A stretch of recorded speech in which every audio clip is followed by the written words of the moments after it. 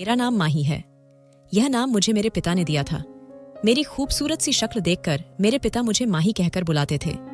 जब भी मैं अपने पिता के मुंह से माही सुनती तो बहुत खुश हो जाती थी, क्योंकि हमारे गांव में मैं ही सबसे ज्यादा सुंदर थी और मेरा नाम भी अनोखा था। नहीं तो सबके नाम एक जैसे थे। मगर इतनी छोटी सी बात पर खुद को खुशकिस्मत समझना मेरी बहुत बड़ी बेवकूफ़ी थी। मैं जितना खुश रहने की कोशिश करती, मेरी किस्मत उतना ही मुझे रुलाती आई थी। पैदा होते ही मेरी माँ भगवान को प्यारी हो गई थी और घर में सौतेली माँ का राज था। सौतेली माँ मेरे पिता के सामने मुझ पर प्यार बरसाती और उन्हें यह दिखाने की कोशिश करती कि वो मुझसे बहुत प्यार करती है। लेकिन जैसे ही मेरे पिता घर से बाहर जाते, मेरी सौतेली माँ अपना असली रूप दिखाने लगती थी। वह जानबूझकर मुझे दिन भर धूप में काम करवाती और अपनी सगी औलाद को न तो धूप में भेजती, न ही उन्हें कोई काम करने देती थी। मेरे पिता मेरी सौतेली माँ की चालबाजियों को समझ नहीं पाते थे। मेरी सौतेली माँ जो दिखाती थी, मेरे पिता वही देखते थे। मैं अपनी सौतेली माँ के जुल्म सहते हुए जवान हुई थी। असल बात यह थी कि मेरी सौतेली माँ मेरी सुंदरता से जलती थी। मैं बहुत सुंदर थी और मेरी सुंदरता देखकर कोई भी मर्द मेरा दीवाना हो सकता था। यही वजह थी कि मेरी सौतेली माँ मुझ पर जुल्म के पहाड़ तोड़ती थी।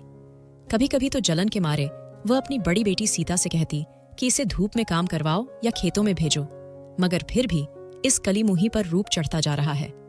मुझे डर है कि इसकी वजह से तुम दोनों बहनों के रिश्ते ही ना आए। मैं जो काम करती थी, अपनी माँ का जलता हुआ लहजा सुनकर बस मुस्कुरा दिया करती थी। जो भी था, भगवान ने मुझ पर इतना तो रहम किया था कि मुझे अच्छी शक्ल दी थी और साथ ही मेरी शक्ल और सुंदरता से यह दुनिया जलती थी। धीरे धीरे मेरी सुंदरता मुझे घमंडी बना रही थी। मैं अपने सुंदर चेहरे को बार बार आईने में देखती और खुद से कहती, देख माही, पूरे गांव में तेरे जितना सुंदर चेहरा है क्या? यह कहते हुए मैं खुद ही हंस पड़ती थी। मुझे ऐसा लगता था कि जितनी मैं सुंदर हूं, मेरा पति भी उतना ही सुंदर होगा, जो हर चीज में परफेक्ट होगा। अपनी आने वाली जिंदगी के बारे में सोचकर मैं खुद को खुश कर लिया करती थी। मेरे चेहरे पर यह खुशी देखकर मेरी दोनों बहनें, जो पूरी तरह से मेरी सौतेली माँ पर गई थीं, हैरान हो जाती और अपनी माँ से मेरी चुगली करने लगती कि माँ देखो, ये माही खुद को आईने में देखकर कैसे मुस्कुरा रही है। फिर मेरी सौतेली माँ मुझे बुरी तरह से पीट देती और कहती, आने दे तेरे बाप को, तुझे ऐसी जगह भेजूंगी कि तेरा चेहरा कोई नहीं देखेगा और तेरा ये इतरा जाना बंद हो जाएगा। फिर मेरी माँ ने न जाने मेरे पिता को कौन सी पट्टी पढ़ाई थी कि मेरे पिता ने मेरे रिश्ते देखने शुरू कर दिए। मुझे अपनी शादी से कोई आपत्ति नहीं थी। मैं तो खुश थी कि मेरी अपने घर से जान छूटने वाली है, जहां 2 सौतेली बहनें और एक जुल्म करती हुई सौतेली माँ थी। फिर कुछ ही दिनों में मेरा रिश्ता आया था। एक अधेड़ उम्र का आदमी और उसके साथ मेरा ही हमउम्र लड़का था। उस लड़के को देखकर मेरा दिल तेजी से धड़कने लगा। मैं बहुत खुश थी कि भगवान ने मुझ पर दया करती है। मगर नहीं, असल में मेरी जिंदगी में अभी परीक्षाएं शुरू होनी थीं। वह अधेड़ उम्र का आदमी जो उस लड़के के साथ आया था, असल में वही मेरा होने वाला पति था। यह सुनकर तो मेरा दिमाग खराब हो गया। मैं, जो अपने पिता से बहुत डरती थी, मेहमानों के जाने के बाद मैंने उनसे साफ इनकार करते हुए कहा, आपको मेरे लिए वही अधेड़ उम्र का बूढ़ा आदमी ही नजर आया था क्या बाबा? मेरे इस सवाल पर मेरे बाबा का सिर शर्म से झुक गया, जैसे उन्हें मेरी इस बात से बहुत दुख पहुंचा हो। तभी मेरे पिता मुझसे कहने लगे, मैं जानता हूं कि तुम्हारे साथ ज्यादती हो रही है, मगर तुम देख सकती हो माही, हमारे हालात ऐसे नहीं हैं कि किसी अच्छे अमीर लड़के का रिश्ता तुम्हारे लिए आ सके। अनूज साहब बहुत अमीर हैं और तुम उनके घर बहुत सुख से रहोगी। मैं अपने पिता की बात सुनकर हैरान रह गई थी। मेरे भी सपने थे कि मेरा पति अमीर हो और बहुत खूबसूरत हो, मगर मैं भूल गई थी कि गरीब लड़कियों के सपने कभी पूरे नहीं हो सकते। मुझे अनूज साहब के रिश्ते के पीछे अपनी माँ की भी साजिश लग रही थी, क्योंकि उस वक्त उस कमरे में मेरे पिता के अलावा मेरी माँ भी मौजूद थी और वह मेरी हालत देखकर मुस्कुरा रही थी। मैंने अपनी माँ के मुस्कुराते हुए चेहरे को देखते हुए अपने पिता से इनकार करते हुए कहा, हमारे हालात जो भी हों, मैं यह समझौता करने के लिए तैयार नहीं हूं। मैं यह शादी बिल्कुल नहीं करूंगी। मेरी बात सुनकर मेरे पिता का सिर झुका ही रहा। उन्होंने एक शब्द तक नहीं कहा, जबकि मेरी सौतेली माँ मुझसे कह रही थी, माही, अगर तुमने हाँ नहीं की तो तुम्हारे पिता ने जो अनूज साहब से कर्ज लिया है वह कौन चुकाएगा? और तुम्हारे पिता की पूरे गांव में कितनी बदनामी होगी जब लोग यह सुनेंगे कि तुमने शादी से ही इनकार कर दिया है। मैंने पूरे गांव में तुम्हारा रिश्ता पक्का होने की खुशी में मिठाई बांटी है। अब मैं अच्छी तरह से जान गई थी कि यह सब मेरी माँ ने ही किया है। मैंने भी अपने पिता को इनकार कर दिया और वहां से चली गई। मगर मेरे इस इनकार को मेरे पिता ने अपने दिल पर ले लिया और वह बीमार पड़ गए। फिर न चाहते हुए भी मुझे अपने से कई बड़े आदमी से शादी करनी पड़ी। शादी के वक्त मेरी उम्र सिर्फ 20 साल की थी, जबकि मेरे पति के कनपटियों के चारों ओर सफेद बाल थे, जिन्हें देखकर मुझे न जाने क्यों बहुत रोना आ रहा था। जबकि मेरा दिल पहली बार जिस लड़के को देखकर धड़का था, वह अब मेरा देवर बन चुका था। शादी के बाद मैं बहुत बड़े घर में चली आई थी। इस घर में जाते ही नौकरों ने मेरा स्वागत किया था। घर मेरी सोच से भी बड़ा था। इतना बड़ा घर देखकर मैंने इस रिश्ते को निभाने का मन बना लिया था। मैं कमरे में मौजूद अपने पति के आने का इंतजार कर रही थी। आधा घंटा गुजर जाने के बाद मेरे पति अनुज कमरे में आ गए थे। शादी भले ही मेरी मर्जी के खिलाफ हुई थी, मगर उस वक्त मेरी हालत अजीब सी हो रही थी। दिल बुरी तरह धड़क रहा था। अनुज मेरे बिस्तर के पास आकर खड़े हो गए थे। फिर उन्होंने जो कुछ भी मुझसे कहा, वह सुनकर मैं बुरी तरह हैरान हो गई थी।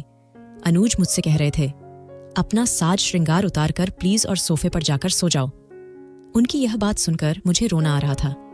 मेरी सुंदरता ऐसी थी कि वह किसी भी आदमी को दीवाना बना सकती थी, मगर मेरे पति ने तो मुझे देखा भी नहीं था और बुरी तरह से रिजेक्ट कर दिया था।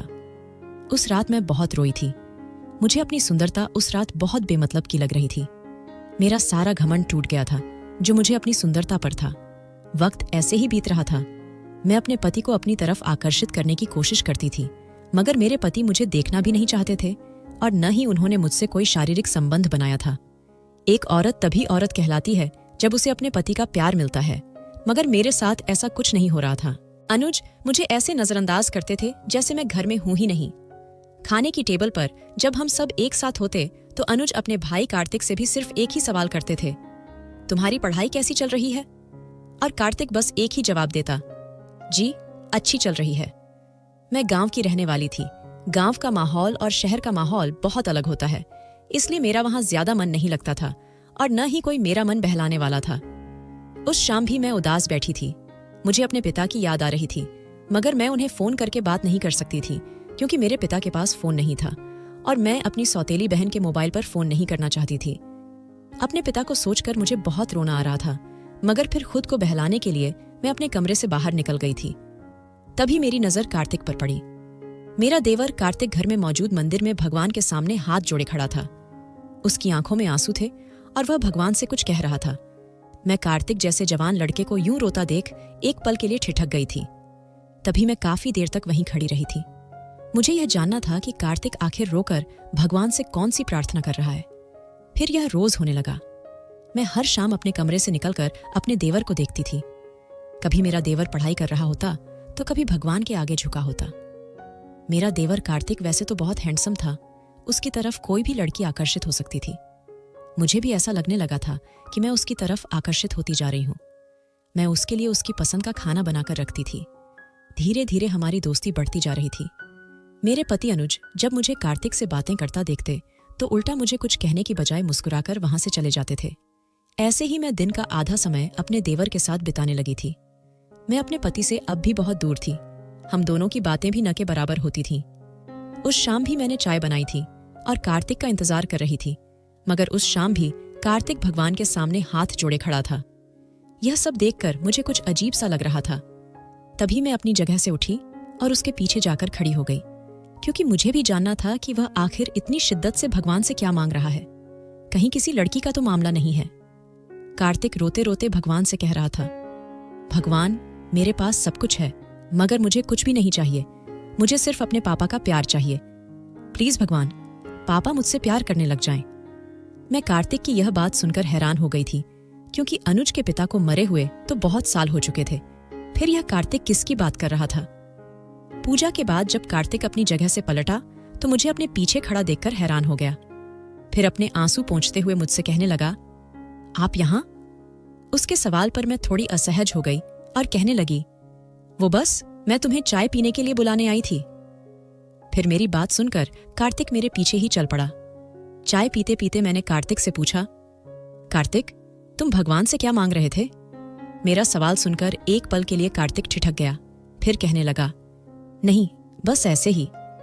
मगर मैंने उससे कहा, झूठ मत बोलो, मैंने सब कुछ सुन लिया है और मैं रोज देखती हूं कि तुम भगवान के सामने हाथ जोड़े रोते हुए कुछ मांगते हो। तुम मुझसे अपनी सारी बातें शेयर कर सकते हो, मैं तुम्हारी दोस्त हूं। मेरे दोस्ताना लहजे पर कार्तिक की हिम्मत बढ़ी और वह कहने लगा, मेरे पास सब कुछ है माही, मगर मेरे पास पापा का प्यार नहीं है। पापा ने कभी मुझे वो प्यार नहीं दिया जो एक पिता अपने बेटे को देता है। मुझे कार्तिक की बातें समझ नहीं आ रही थीं कि वह क्या कह रहा था, जबकि मेरे ससुर यानी अनुज के पिता तो इस दुनिया में थे ही नहीं। तभी मैंने कहा, लेकिन कार्तिक, तुम्हारे पापा। अभी मैं कुछ और कहने ही जा रही थी, तभी कार्तिक ने मेरी बात काट दी। फिर उसने जो कुछ भी मुझसे कहा, उसने मेरी दुनिया हिला दी थी। कार्तिक कह रहा था, आप तो पापा का ही साथ देंगी क्योंकि आप उनकी पत्नी हैं, मगर मैं जानता हूं कि पापा मुझसे नफरत करते हैं। कार्तिक की यह बात सुनकर मुझे बहुत बड़ा झटका लगा। कार्तिक ने क्या कह दिया था मुझसे? कार्तिक, जिसे मैं अनुज का भाई और अपना देवर समझती थी, वह अनुज का बेटा था। यह सुनकर तो जैसे मुझे होश ही नहीं रह गया था। अब मुझे समझ आया था कि अनुज मुझे कार्तिक से बातें करते देख मुस्कुराकर क्यों चले जाते थे। कार्तिक कुछ और भी कह रहा था, मगर मुझे तो जैसे कुछ सुनाई ही नहीं दे रहा था। मेरा दिमाग सुन्न हो गया था। मैं सुन्न होती हुई अपने कमरे में चली आई थी। फिर रात को जब अनुज अपने काम से वापस लौटे तो मैं उनसे बुरी तरह झगड़ पड़ी थी। मैंने रोते हुए अनुज से पूछा था, और क्या क्या झूठ कहा है आपने मेरे पिता से? अनुज, जो ऑफिस से बुरी तरह थके हुए आए थे, मेरी बात सुनकर ठिठक गए थे। तब उन्होंने कहा था, क्या मतलब? मैंने कौन सा झूठ कहा है? मुझे अनुज का अनजान बनना बिल्कुल भी अच्छा नहीं लग रहा था। तभी मैंने कहा, आपने मुझसे और मेरे परिवार से झूठ कहा है।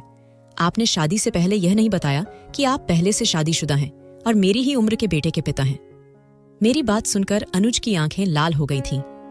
अनुज मेरी तरफ तेजी से आए और गुस्से में कहने लगे, मैंने तुमसे या तुम्हारे परिवार से कुछ भी नहीं छुपाया है। तुम्हारी माँ, बहनें और तुम्हारे पिता सबको पता था कि मैं पहले से शादीशुदा हूं और एक बेटे का बाप भी हूं। अनुज की इस बात ने मुझे हिलाकर रख दिया था। यह कैसा तूफान आया था मेरी जिंदगी में? मेरे पिता ने मेरी सौतेली माँ की बातों में आकर मुझे बर्बाद कर दिया था। यह सुनते ही मैं बुरी तरह रोने लगी थी। मुझे रोता देखकर अनुज फिर कहने लगे, मैं तुमसे या किसी से भी शादी नहीं करना चाहता था, मगर तुम्हारे पिता ने मेरे सामने हाथ जोड़कर कहा था कि मैं तुमसे शादी कर लूं, क्योंकि तुम्हारे पिता मेरे कर्जदार हो चुके थे। मैंने कहा भी था कि जब आपके पास पैसे आएंगे आप तब लौटा देना, मगर तुम्हारे पिता नहीं माने। उन्होंने जबरदस्ती मुझे तुम्हारा हाथ पकड़ाया था। यह सब सुनकर मुझे लगा जैसे मेरा वजूद किसी तिनके जैसा हो गया है, जैसे मेरा कोई अस्तित्व ही नहीं बचा है। मैं कितने प्यार से अपने परिवार की चाल में फंसी थी और मुझे पता भी नहीं चला कि मेरे पिता ने मेरा सौदा कर दिया था। बहुत सारा रोने के बाद मैं अपनी जगह से उठी और अनुज से कहने लगी, जो भी हुआ है वह आपके और मेरे पिता के बीच का मामला था। मैं कल ही इस घर से चली जाऊंगी। मेरी बात सुनकर अनुज चुप रहे थे। फिर अगली सुबह मैं ड्राइवर के साथ अपने गांव, अपने घर वापस चली गई थी, मगर जैसे ही मैंने अपने घर को देखा उस पर एक बड़ा ताला लगा हुआ था। आसपास के लोगों से पूछा तो सभी कहने लगे कि माही, तेरे माता पिता तो तेरी शादी के दूसरे दिन ही इस घर को छोड़कर कहीं चले गए हैं। लोगों से यह बातें सुनकर मेरा दिमाग चकरा गया था। मुझे बुरी तरह रोना आ रहा था और मैं वहीं बैठकर फूट फूट कर रोने लगी थी। फिर उसी ड्राइवर के साथ वापस उस घर लौट आई थी जहां न आने का मैंने खुद से वादा किया था। अनुज मुझे ड्राइवर के साथ वापस आता देखकर एक पल के लिए ठिठक गए थे, मगर उन्होंने मुझसे वापस आने की वजह नहीं पूछी थी और मेरे लिए इतना ही काफी था कि अनुज ने मुझसे कुछ नहीं पूछा, वरना मैं क्या कहती और क्या जवाब देती। अनुज के एहसान के बदले में मैंने उनका घर संभाल लिया था। कार्तिक से भी मैं बहुत संभल कर बात करती थी। जब भी मैं कार्तिक को देखती तो अपनी पिछली सोच पर बहुत शर्मिंदगी महसूस होती थी। जिंदगी ऐसे ही चल रही थी। मुझे लगने लगा था कि जैसे बीता हुआ समय मुझे कहीं दूर लेकर जा रहा है। मेरे अंदर की औरत अब अपने पति का प्यार पाने के लिए तड़पती थी। जब भी मैं अनुज को देखती मुझे अपने खालीपन का एहसास होता। यह सोच बार बार सताती कि अनुज मुझ जैसी खूबसूरत औरत की तरफ आंख उठाकर भी क्यों नहीं देखते हैं। मुझे अब अपने पति से उनका प्यार और वो इज्जत वह सम्मान चाहिए था जो एक महिला को मिलती है। और फिर यह मौका जल्दी मुझे किस्मत से मिल गया। अनुज ने पहली बार मुझसे खुद होकर बात की थी और कहा था, आज रात को तैयार रहना, मेरे दोस्त के घर शादी है। अनुज की बात पर मैंने हाँ में सिर हिलाया था और बड़े मन से तैयार हुई थी। मुझे लग रहा था कि आज अनुज पिघल जाएंगे, मगर अनुज ने तो मुझे देखकर एक भी शब्द नहीं कहा। यह देखकर मैं बहुत उदास हो गई थी। शादी में भी पहले तो मुझे अनुज के साथ देखकर लोग कुछ और ही समझ रहे थे, मगर मैंने भी सबको बता दिया था कि मैं अनुज की पत्नी हूँ। मेरी बात सुनकर कुछ लोग खुश हुए थे और कुछ हंस रहे थे। शायद लोगों को मेरे और अनुज के बेजोड़ रिश्ते पर हंसी आ रही थी, मगर मुझे लोगों की हंसी की परवाह नहीं थी, क्योंकि मैं अब अपने पूरे दिल से अनुज को अपना पति मान चुकी थी और मुझे दुनिया के सामने उन्हें अपना पति मानने में भी कोई शर्म महसूस नहीं होती थी। उस रात जब मैं अनुज के दोस्त की शादी से वापस लौटी, मैं वैसी ही उदास थी जैसी वहां जाते वक्त थी। मेरे पति अनुज के दोस्तों ने, उनकी पत्नियों ने मेरी बहुत तारीफ की थी, मगर अनुज ने एक भी शब्द न घर में कहा था और न ही अपने दोस्तों के सामने। अनुज का रवैया हमेशा की तरह रूखा सूखा ही था। मैं उस वक्त भी आईने के सामने खड़ी थी और अपनी ज्वेलरी उतार रही थी। तभी मुझे पीछे से दरवाजा बंद होने की आवाज सुनाई दी। मैं समझ गई थी कि अनुज कमरे में आ चुके थे। मैंने अपनी आंखों में आए आंसू पोंछ लिए और ज्वेलरी उतारने लगी। तभी अनुज ने लाइट्स ऑन ऑफ कर दी। मुझे अनुज की इस हरकत पर बहुत गुस्सा आया। तभी मैंने उनसे कुछ कहे बिना दोबारा लाइट ऑन कर दी और फिर अपना मेकअप हटाने में बिजी हो गई। अनुज, जो अब तक बेड पर जाकर लेट चुके थे, शायद मेरी हरकतों को देख रहे थे। उन्हें शायद मेरी रोती हुई लाल आंखें भी नजर आ गई थीं। तभी उन्होंने मुझसे कहा, यहां आओ। मैं अनुज के इस आदेश पर हैरान हुई थी। फिर अपनी आंखों के आंसू पोंछती हुई मैं अनुज के पास बेड के पास चली गई। तभी अनुज ने मुझे देखते हुए पूछा, क्या हुआ है? क्या तुम रो रही हो? मैं अनुज से बात नहीं करना चाहती थी, इसलिए मैंने इनकार में सिर हिला दिया और कहा, नहीं, ऐसी कोई बात नहीं। मैं वहां से वापस जाने लगी। तभी अनुज ने मेरी कलाई पकड़ ली। मुझे बहुत हैरानी हुई, क्योंकि अनुज के हाथ का स्पर्श मुझे अजीब सा एहसास दिला रहा था। मेरा दिल जोर से धड़क रहा था।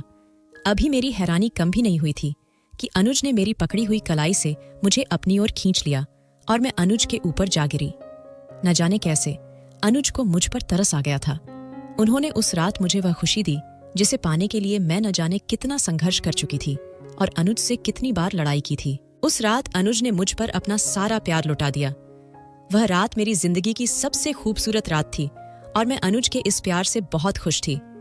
मुझे लगा था अब मेरी जिंदगी खूबसूरत हो जाएगी और अनुज हमेशा के लिए मेरे हो जाएंगे, मगर मैं गलत थी।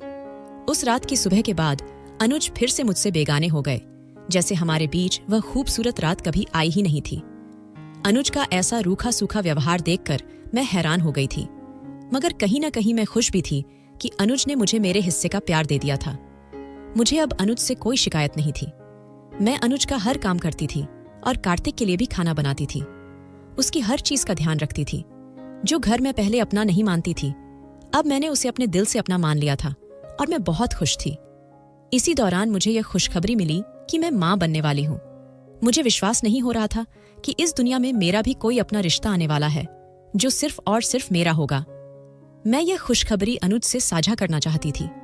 मैं चाहती थी कि अनुज को सबसे पहले पता चले कि मैं इस दुनिया में उनकी संतान को लाने वाली हूं। मुझे पता था कि अनुज यह खबर सुनकर ज्यादा खुश नहीं होंगे, क्योंकि उन्हें पिता होने का सुख पहले ही मिल चुका था। फिर भी मुझे उम्मीद थी कि यह खबर सुनकर अनुज का व्यवहार मेरे साथ ठीक हो जाएगा। वह रात अनुज ऑफिस से देर से घर लौटे थे। मैं उनका इंतजार कर रही थी और उन्हें देखकर बहुत खुश हो गई थी। मैंने अच्छे से तैयारी की थी, लेकिन अनुज ने एक बार भी मेरी तरफ नहीं देखा। वे हमेशा की तरह एक मशीन की तरह खाना खा रहे थे। खाने के बाद उन्होंने कॉफी मांगी। मैं उनके लिए कॉफी लेकर कमरे में आ गई थी। अनुज सोफे पर बैठे हुए अपने मोबाइल में व्यस्त थे। तभी मैंने हिम्मत करके उनसे कहा, अनुज, मुझे आपसे एक जरूरी बात करनी है। मेरी बात सुनकर अनुज ने कॉफी का एक घूंट लिया और हमेशा की तरह रूखे अंदाज में बोले, क्या बात है, बताओ। उनकी इस उदासीनता से मेरा दिल बुझ सा गया, लेकिन मेरे अंदर पल रहे नन्हे से मेहमान ने मुझे हिम्मत दी। मैंने अनुज से कहा, अनुज, आप पापा बनने वाले हैं। मेरी बात सुनकर अनुज का हाथ एक पल के लिए रुक गया। फिर उन्होंने खुश होने के बजाय मेरा दिल तोड़ते हुए कहा, कल ही जाकर इस बच्चे को खत्म करवा दो। अनुज की यह बेरहम बात सुनकर मैं अंदर से टूट गई। मेरे अंदर और बाहर सब कुछ बिखर गया था। मेरा भरोसा टूट चुका था। मैंने उनके फैसले का विरोध करते हुए सख्ती से कहा, मैं आपकी यह बात कभी नहीं मानूंगी, क्योंकि इस दुनिया में यही मेरा सगा रिश्ता है। मेरी इस बात पर भी अनुज को कोई फर्क नहीं पड़ा। उन्होंने अपना अंतिम निर्णय सुनाते हुए कहा, अगर तुम्हें मेरी जिंदगी में रहना है तो तुम्हें इस बच्चे को अपनी जिंदगी से हटाना ही होगा। अनुज की यह बात सुनकर मैंने उन्हें समझाने की कोशिश की थी। मुझे लग रहा था जैसे अनुज इस उम्र में पिता बनने पर शर्मिंदा हैं, शायद इसलिए वह इस बच्चे को नहीं चाहते थे। तभी मैंने अनुज को समझाते हुए कहा, अनुज, आप किस बात से डर रहे हैं? मेरी बात सुनकर अनुज ने कहा, तुम ये क्या बकवास कर रही हो? तब मैंने कहा, अगर आप यह सोचकर अपने बच्चे को दुनिया में नहीं आने देना चाहते हैं कि लोग क्या कहेंगे, तो प्लीज आप मत डरें। यह दुनिया और यह समाज हमसे हमारे जीने का अधिकार नहीं छीन सकता। मेरी बात सुनकर अनुज बुरी तरह गुस्से में आ चुके थे। तभी उन्होंने मुझसे कहा, तुम जो भी सोच रही हो वह बिल्कुल गलत है। मैं इस दुनिया और इस समाज से नहीं डरता। अगर डरता तो कभी तुम्हें नहीं अपनाता। बस यह मेरा आखिरी फैसला है, तुम इस बच्चे को हमारी जिंदगी में नहीं आने दोगी। मैंने आज तक अनुज का इतना सख्त रवैया नहीं देखा था। वह भले ही मुझसे कम बात करते थे, मगर अनुज ने एक बार के अलावा मुझे कभी तेज आवाज में बात नहीं की थी। लेकिन आज वह बुरी तरह मुझ पर चिल्ला रहे थे। यह सब देखकर मेरा दिल बहुत रो रहा था, मगर मैंने भी फैसला कर लिया था कि मैं कभी अनुज की यह बात नहीं मानूंगी। न जाने कैसे औरत के अंदर मां बनने के बाद एक अजीब सी ताकत आ जाती है कि वह दुनिया की हर चीज से अपनी औलाद के लिए लड़ पड़ती है, और मैं भी अनुज से लड़ रही थी। मैंने भी कहा, मां बनने के एहसास ने मुझे एक अजीब सी ताकत दी थी, जिससे मैं अपनी संतति के लिए किसी भी चुनौती से लड़ने के लिए तैयार थी। मैंने कहा, ठीक है, आपकी जैसी मर्जी, लेकिन जब तक मैं इस बच्चे को दुनिया में नहीं ले आती, मैं इस घर में रहूंगी और आप मुझे नहीं रोक सकते। मेरी इस हिम्मत को देखकर अनुज कुछ पल के लिए चौंक गए थे। फिर मैं उन्हें ऐसे ही छोड़कर सोफे पर जाकर सो गई थी। उस रात के बाद से मैंने अनुज से बात करना बंद कर दिया था और उन्होंने भी मुझसे दूरी बना ली थी। उस रात के बाद से मैंने अनुज के साथ बिस्तर साझा करना भी छोड़ दिया था। भले ही मैं अनुज के कमरे में रह रही थी, मगर उनसे बात नहीं करती थी। अनुज के फैसले के कारण मैं उनकी शक्ल तक देखना नहीं चाहती थी, लेकिन मैं मजबूर थी, क्योंकि मेरे सौतेले मां ने मेरे पिता को बहका कर न जाने कहां लेकर चली गई थी। अब मेरे पास अपने बच्चे के इस दुनिया में आने तक इस घर के अलावा और कोई ठिकाना नहीं था। मैं जो पहले अनुज, उनके घर और कार्तिक का ख्याल रखती थी, अब मैंने सब कुछ छोड़ दिया था। अनुज का पूरा घर फिर से बिखरने लगा था। जैसे अनुज और कार्तिक को मेरी आदत पड़ गई थी, वैसे ही शायद इस घर को भी मेरी आदत पड़ गई थी। हर चीज में उदासी और नीरसता झलकने लगी थी। लेकिन मैंने भी ज्यादा ध्यान देना जरूरी नहीं समझा और बस अपने आने वाले बच्चे के बारे में सोचने लगी। उस रात के बाद से अनुज ने मुझसे कुछ नहीं कहा और मैंने भी उनसे बात नहीं की। उस रात भी मैं अपने कमरे में लेटी थी जब अनुज कमरे में आ गए। उनके हाव भाव से ऐसा लग रहा था जैसे वे बहुत गुस्से में थे। मैंने एक नजर अनुज पर डाली और फिर अपनी आंखें फेरकर बंद कर लीं। तभी मुझे पास से अनुज की आवाज सुनाई दी, मुझे पता है कि तुम सो नहीं रही हो। उनकी बात सुनकर मैं गुस्से में आ गई और अपनी आंखों से हाथ हटाते हुए कहा, हाँ, आपको मुझसे कोई काम था? मेरी बात सुनकर अनुज ने कहा, हाँ, काम ही तो है। क्या मैं जान सकता हूं कि इस घर की हालत ऐसी क्यों हो रही है?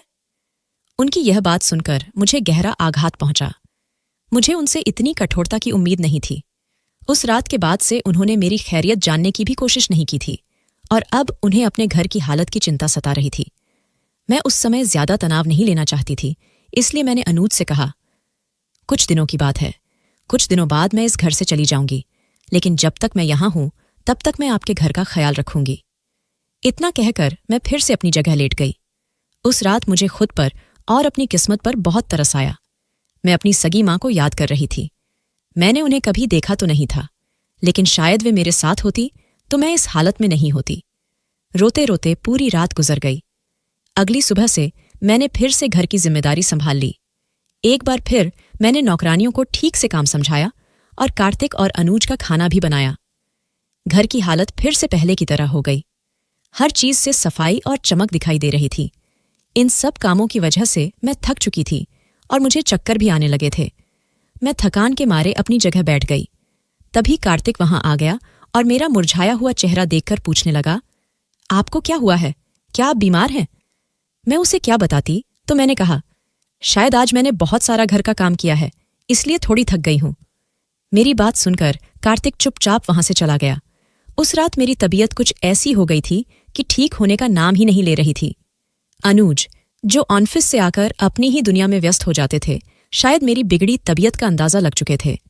तभी अनुज मेरे पास आकर पूछने लगे, क्या हुआ? तुम ठीक नहीं लग रही हो? अगर यह बात अनुज मेरे प्यार में कह रहे होते तो मुझे बहुत खुशी होती, लेकिन मैं जानती थी कि अनुज यह सब कुछ सिर्फ दिखावे के लिए पूछ रहे थे।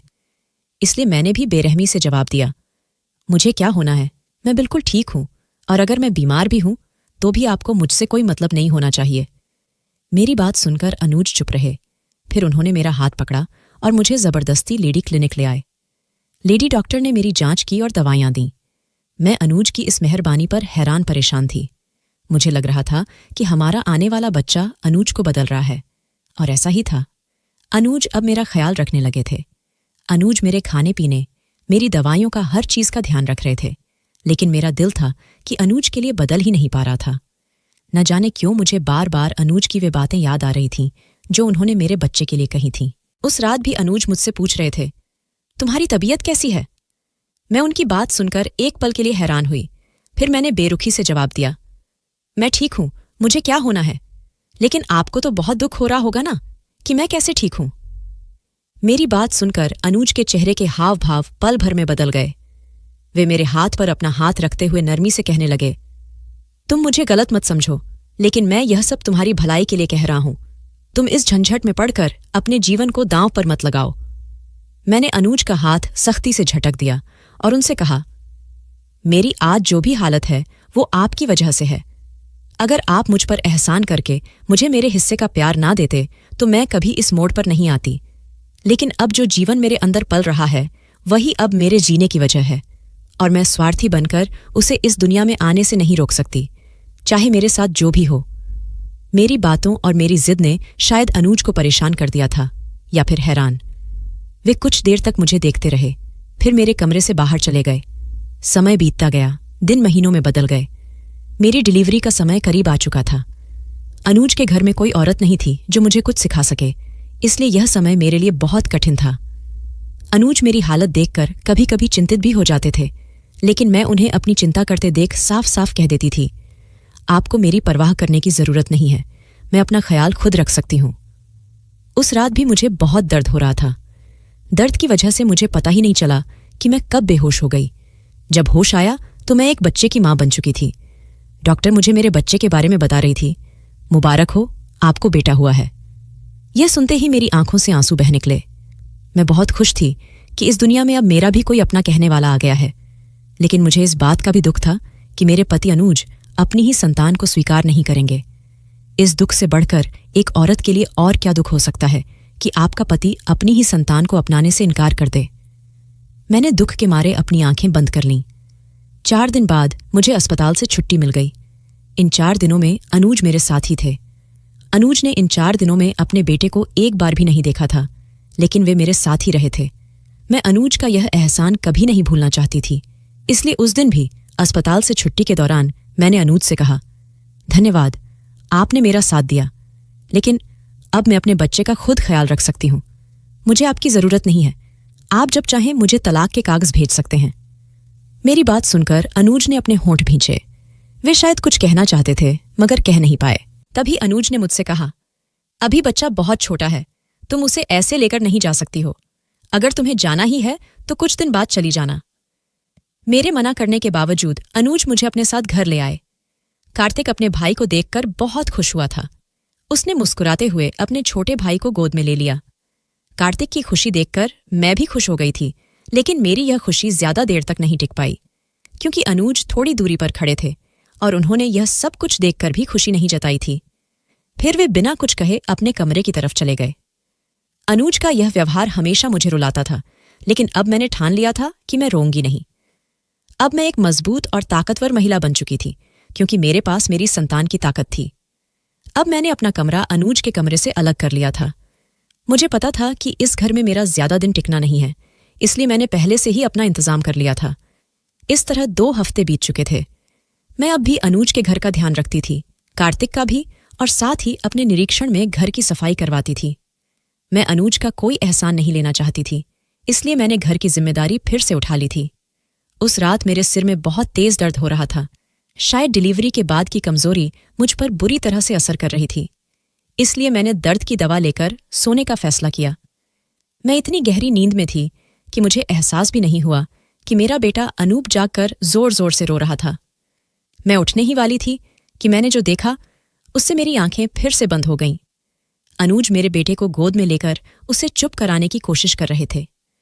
अनुज उसके पिता थे, लेकिन उनकी बेरुखी ने हमेशा मेरा दिल दुखाया था। पर इस दृश्य ने मुझे चौंका दिया था। मेरा बेटा अपने पिता की गोद में आकर चुप हो गया था। फिर अनुज देर तक अपने बेटे के साथ खेलते रहे। यह सब देखकर मेरे दिल को बहुत सुकून मिला था, लेकिन एक तरफ मेरा दिल खुश नहीं होना चाहता था, क्योंकि मैं जानती थी कि यह सब एक छलावा था। अनुज फिर से बेरुखी की तरफ लौट आएंगे। समय थोड़ा और बीता। अब अनुज मेरे सो जाने के बाद मेरे कमरे में आते थे और अपने बेटे को ढेर सारा प्यार करते थे, उसके साथ खेलते थे और फिर चले जाते थे। उस रात भी मैं बिस्तर पर अपनी आंखें बंद किए लेटी थी जब अनुज कमरे में आए। आज उनके कदम अपने बेटे की तरफ बढ़ने से पहले मेरी तरफ आए थे। अनुज मेरे बिस्तर के पास आकर खड़े हो गए थे। उन्हें अपने पास खड़ा देखकर एक पल के लिए मेरी सांसें थम गईं। फिर अनुज मुझ पर झुक गए। उन्होंने मेरे माथे पर अपने होंठ रखे और मुझे कंबल ओढ़ाकर अपने बेटे के साथ खेलने लगे। यह सब देखकर मैं हैरान थी और परेशान भी थी कि आखिर अनुज का क्या मुद्दा था। वे अपना प्यार मुझे क्यों नहीं जताते थे।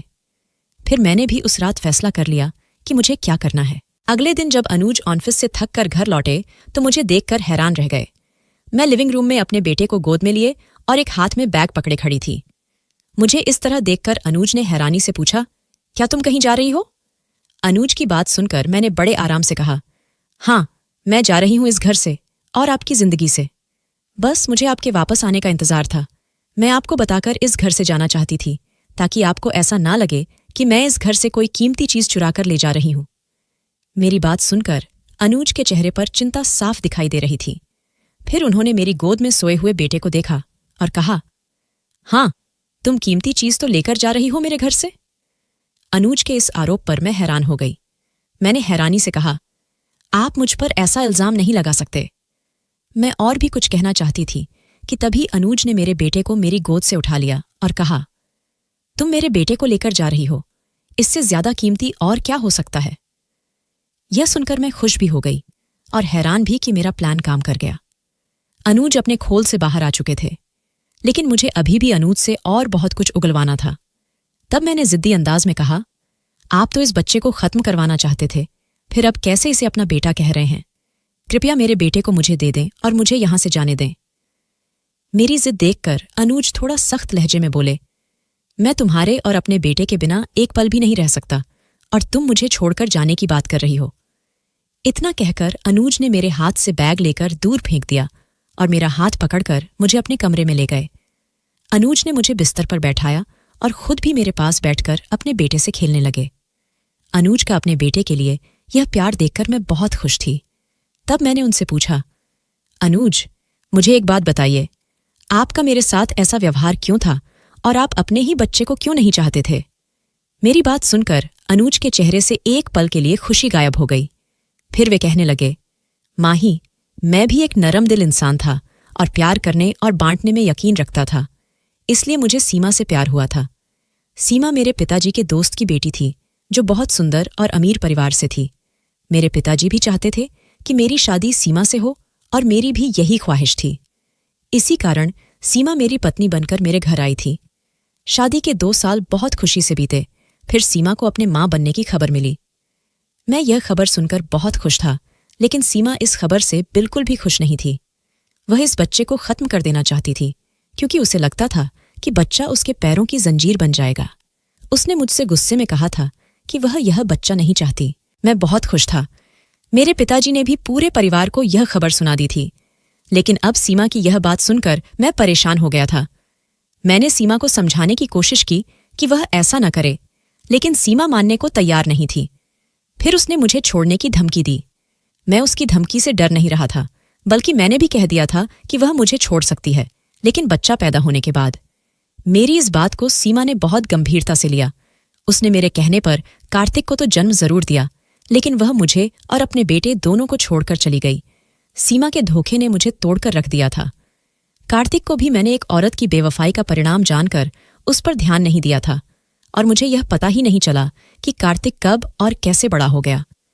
मैंने अपनी जिंदगी एक औरत के धोखे में बर्बाद कर दी, और तुम्हें देखकर मुझे हमेशा ऐसा लगता था कि एक दिन तुम भी मुझे छोड़कर चली जाओगी, क्योंकि तुम्हारे पास जाने के लिए बहुत से रास्ते थे। तुम जवान थीं, खूबसूरत थीं, तुम किसी को भी अपना साथी चुन सकती थीं। इसी वजह से मैं तुम्हारे करीब नहीं आता था, तुम्हें नजरअंदाज करता था कि कहीं तुम भी छोड़कर न चली जाओ। लेकिन फिर तुम जिस तरह हमारे बच्चे के लिए मुझसे लड़ी और तुमने मुझे छोड़कर अपनी संतान को चुना, वह देखकर मैं दंग रह गया था। फिर तुम्हारा संघर्ष देखकर मुझे यह स्वीकार करना ही पड़ा कि तुम एक अच्छी लड़की हो, जो न केवल एक अच्छी माँ बनने की क्षमता रखती हो, बल्कि एक अच्छी पत्नी भी हो। तुमने माही मेरी सोच बदल दी है। मुझे खुद नहीं पता चला कि तुम कैसे मेरा प्यार बन गई हो। मैं तुम्हारे और अपने बेटे के बिना जीने की सोच भी नहीं सकता। अनुज की बातें सुनकर मैं मुस्कुरा रही थी। तभी मैं अनुज के करीब गई और उनके सीने पर अपना सिर रखकर उनसे कहने लगी, हर महिला बुरी नहीं होती अनुज। किसी को अपना घर बनाना होता है, अपने प्यार से, अपनी मोहब्बत से उस घर को सजाना होता है। अनुज, मेरी बचपन से एक ख्वाहिश थी कि मेरा एक घर हो जहां केवल प्यार हो और नफरत का नामो निशान न रहे, क्योंकि मैं बचपन से अपनी सौतेली माँ की नफरत सहन करते करते थक चुकी थी और अब मैं अपनी आने वाली जिंदगी शांति से बिताना चाहती हूँ। मेरी बात सुनकर अनुज ने अपने दोनों हाथों को मेरे चारों ओर फैलाया और मुझसे कहने लगे, मुझे यकीन है तुम हमारे घर में हमेशा खुशियां लेकर आओगी। फिर मैंने ऐसा ही किया। मैंने अनुज का प्यार पाकर उनके घर को जन्नत बना दिया। कार्तिक, जो अपने पापा के प्यार के लिए तरसता था, अब अनुज भी उससे बहुत प्यार करने लगे थे। एक महिला चाहे तो हर चीज को अपने प्यार से संवार सकती है और अपनी नफरत से बिगाड़ भी सकती है, लेकिन मैंने अपनी सौतेली माँ की नफरत पाकर भी प्यार बांटा। आपका क्या ख्याल है? क्या मैंने सही किया था? दोस्तों, वीडियो कैसा लगा कमेंट करके जरूर बताएं। वीडियो को लाइक और चैनल को सब्सक्राइब जरूर करें